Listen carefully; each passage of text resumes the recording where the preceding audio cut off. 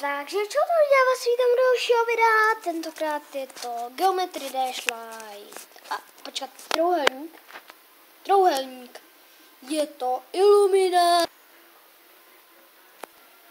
No, byl to iluminát, ale už se pusíme do hraní.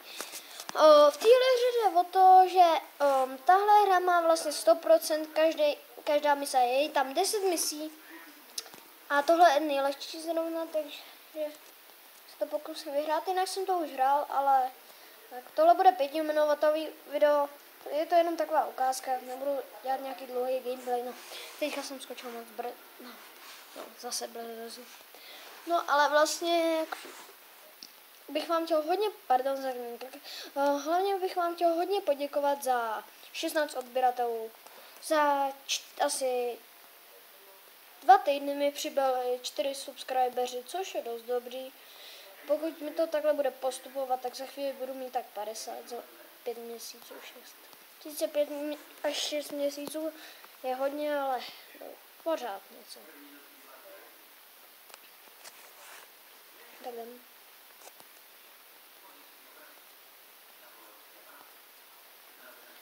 Takže tak. Letím. Vlastně tady jsou 2 módy s checkpointama a normální. Tohle je teďka normální. A checkpointama vy si můžete dát, nebo vám to dá vás samo. Vám to dá checkpoint vlastně. A tam, kam jste si dali ten checkpoint, no tak tam vás to vlastně jakoby portne, když prostě se zabijete, takže. Což je docela výhoda, ale zase není to moc poctivý, no. Takže já moc nehraju jako s těmato. Ani jsem ještě nehrál. Nebo jsem hrál, ale na starém tabletu teďka natáčím na novém, takže. Ale tam jsem si to odinstaloval, protože mi to zabíralo místo, takže. Jako je natáčení, takže.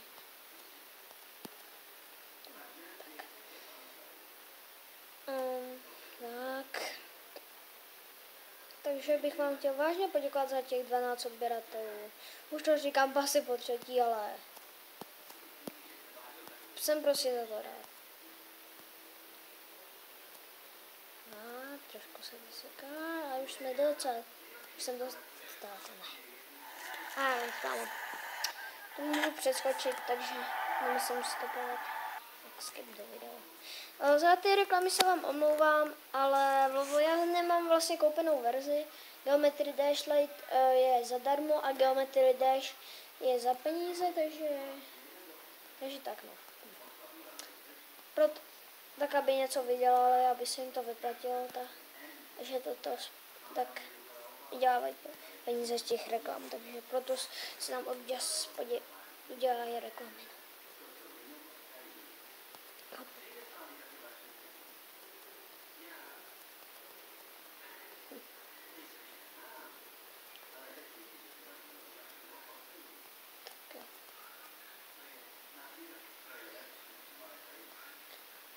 Jinak Ask odpovědi už jsou na mém kanále, takže pokud jste ještě neviděli, tak je dám do popisku.